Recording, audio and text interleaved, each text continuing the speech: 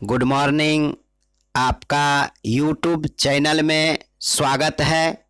2022 की वार्षिक परीक्षा को देखते हुए क्लास 12 100 मार्क्स हिंदी का आज काव्यखंड में तुलसीदास के पद का अध्ययन कराएंगे।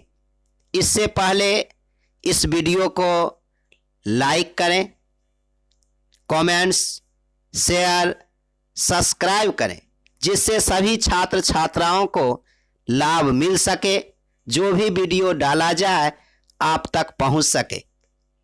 तो आप लोग तैयार हैं तुलसीदास के पद का अध्ययन करने के लिए?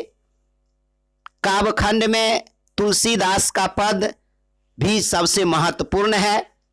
पहले तुलसीदास का यानी कवि का परिचय। तुलसीदास हुलसी का पुत्र, पिता का नाम आत्माराम दुबे, हुलसी का लाल तुलसी, पिता आत्माराम दुबे। और इनका जन्म उत्तर प्रदेश के बांदा जिला के रायपुर गांव में 1543 ईस्वी में हुआ। और जिस समय जन्म लिए थे उसी समय इनके मुख में 32 दांत थे।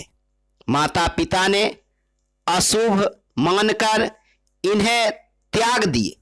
तब चुनिया नामक दासी ने इनका लालन पालन किया और अशुभ मानकर त्याग दिए। और उसी समय जन्म लिए, उसी समय इनके मुख से राम शब्द निकला था, इसलिए इनका मूल नाम राम बोला है। पूछा जाए तुलसीदास किस काल के कवि थे, तो भक्ति काल के कवि। किस धारा के कवि? सगुण भक्ति धारा के कवि। प्रभु को इन्होंने साकार रूप में देखते थे, इसलिए सगुण भक्ति धारा के कवि। किस काल के कवि? तो भक्ति काल के कवि। और राम के भक्ति में लीन रहते थे। राम का नाम सुनते ही इन्होंने उत्तेजित हो जाते थे, इसलिए राम भक्ति शाखा के कवि थे। इनकी जो भाषा थी वर्ज और अवधी भाषा में जो भी रचना किए, वर्ज भाषा में विनय पत्रिका और रामचरितमानस, अवधी भाषा में। और जहाँ तक बात है इनके शिक्षा दीक्षा की, तो शिक्षा यानी दीक्षा, शिक्षा जो है शेख सनातन काशी के विद्वान के पास रहकर प्राप्त किए। नरहरि दास दीक्षा गुरु थे। सूक खेत वासी गुरु ने विद्या प्रारंभ करवाया। इन्होंने 4 वेद, 6 दर्शन, इतिहास, 18 पुराण इत्यादि का अध्ययन किए।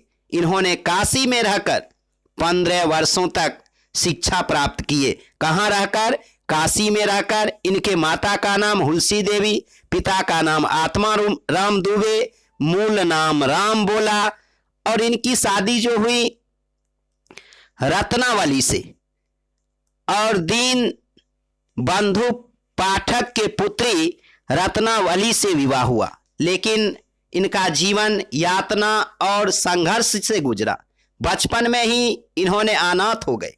भिक्षाटन करके साधु संतों के साथ रहकर अपना जीवन यापन किए। एक समय की घटना है। ये पत्नी से बहुत प्यार करते थे, स्नेह था, और अर्धरात्रि में ही ससुराल चले गए। उस समय इनकी पत्नी ने फटकारने का काम की, जो आप हमारे साथ, हमारे आने के पश्चात अर्धरात्रि में पहुंच गए, इस गांव के लोग क्या कहेंगे? और उस पर कहती है, लाज न आई आपको दौरे आए साथ, धिक धिक ऐसे प्रेम को कहां कभू में नाथ, अस्थि चर्म मम देह तमो ऐसी प्रीत, तैसी जो श्री राम होत नव तब भवभीत। माने लाज आपको नहीं आती है, जो आप दौरे दौरे मेरे साथ चले आए, ऐसे प्रेम को धिक्कार है। अगर हार मान शरीर से आप प्रेम करते हैं अगर प्रभु से प्रेम करते तो निश्चित रूप से आप भवसागर पार हो जाते। तो अंत में जो है जानते हैं इनकी प्रमुख रचना के बारे में। कवितावली, गीतावली, श्री कृष्ण गीतावली, रामचरितमानस, विनय पत्रिका। अब हम प्रारंभ करेंगे इस चैप्टर से संबंधित कुछ बातों यानी व्याख्या जो ये अपने प्रभु के पास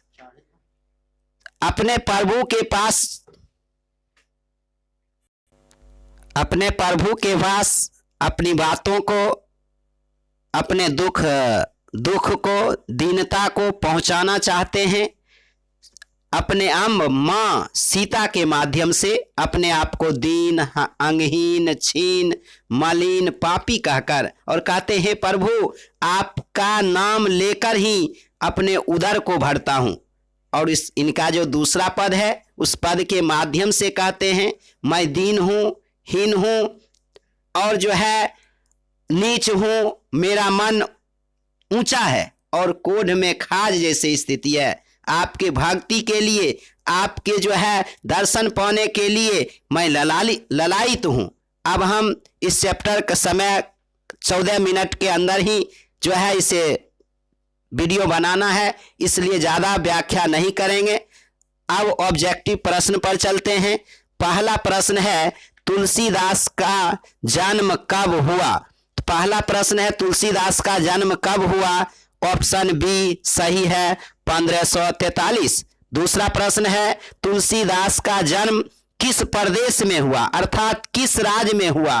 तो हम जानते हैं उत्तर प्रदेश में। ऑप्शन नंबर 2 का सी सही है। तीसरा प्रश्न है काशी में कितने वर्षों तक रहकर तुलसीदास ने शिक्षा प्राप्त की? तो 15 वर्षों तक रहकर। ऑप्शन नंबर बी सही है। चौथा प्रश्न है रामचरितमानस किसकी रचना है? तो वह है ऑप्शन नंबर बी तुलसीदास का, जो इन्होंने अवधी भाषा में लिखने का काम किए।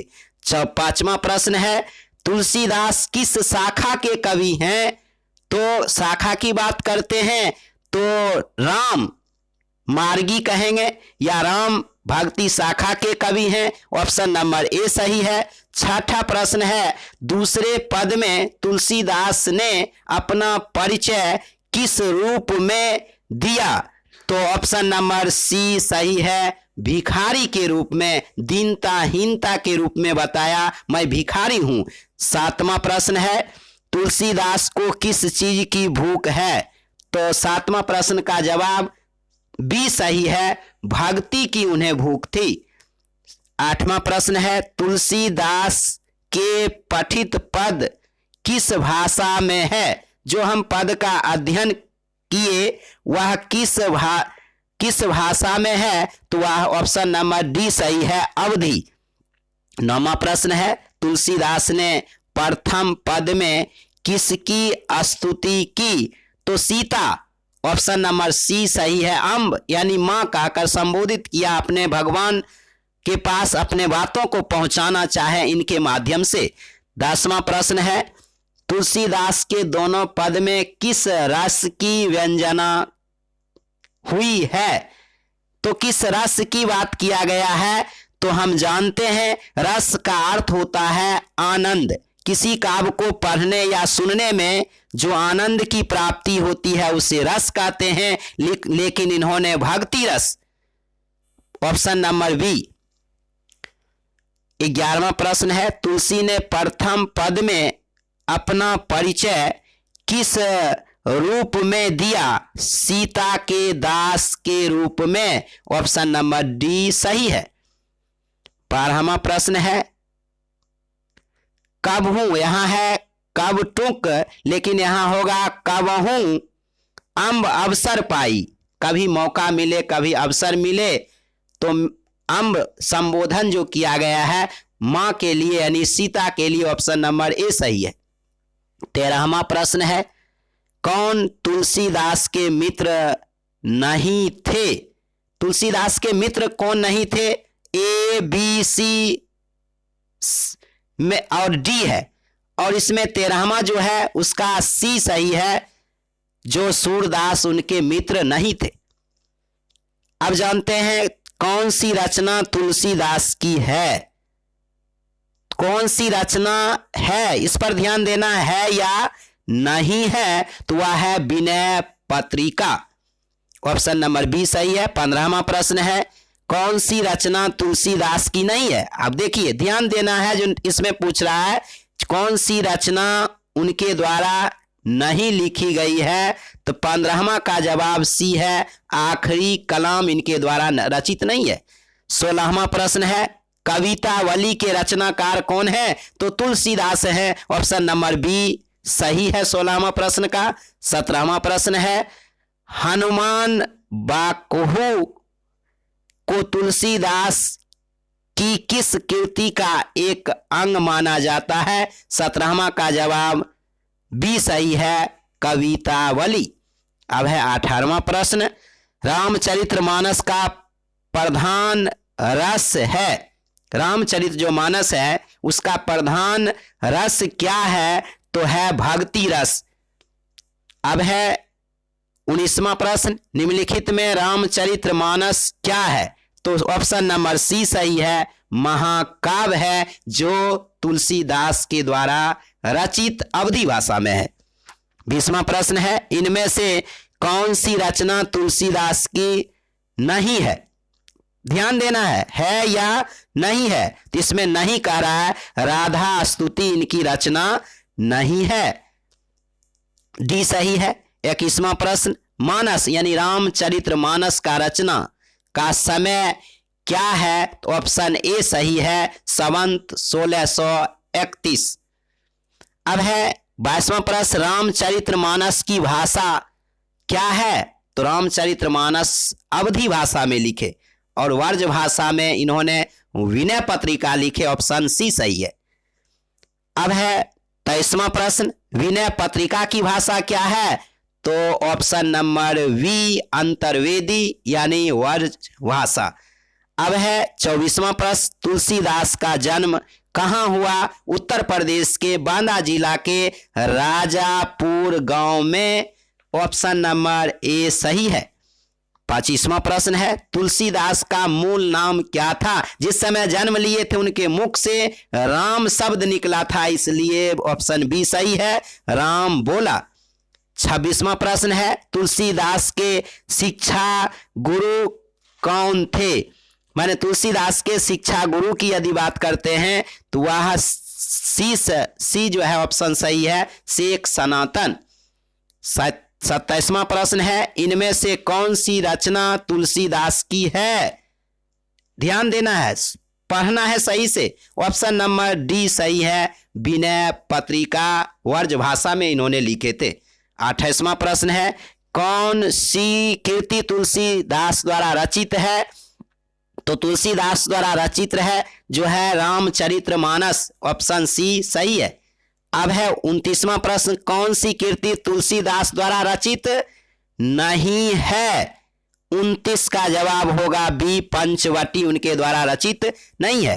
अब है 30वां प्रश्न, पाठ पुस्तक में संकलित तुलसी के पद तुलसीदास की किस कृति से लिए गए हैं, तो 30वां का जवाब डी सही है, विनय पद से।